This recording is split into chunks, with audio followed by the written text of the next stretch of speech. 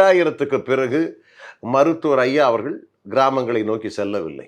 Sir 2004 தானே sir Anbumani அவர்கள் கட்சியிலே? அது நீங்க சொல்றீங்க, எங்களுக்கு தெரியும்.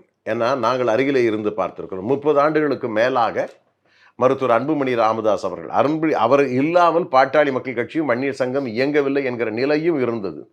இதே மருத்துவர் ஐயா ஏதாவது ஒரு பிரச்சனைனா நீங்க போய் அன்புமணி அவர்களை பார்த்து விட்டு வாருங்கள். அன்புமணி இசைவு கொடுத்ததற்கு பிறகுதான் அவர்களுக்கு நியமனமே கிடைக்கும் என்கிற சூழல்லாம் இருந்தது.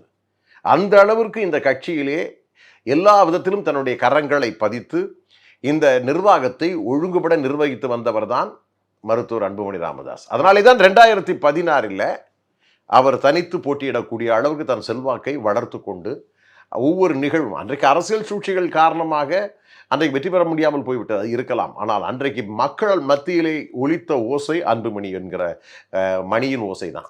குறிப்பிட்ட சதவீதம் கூட ஒரு நாள் வாங்க முடியல சார். ஏன் வாங்கினாரு? 6 விழுக்காடு அப்பொழுது வாங்கப்பட்டது. அன்றைக்கு பொதுவாக பார்த்தீங்கன்னா அரசியலில் ஏற்றத்தாழ்வுகள் சகஜம்.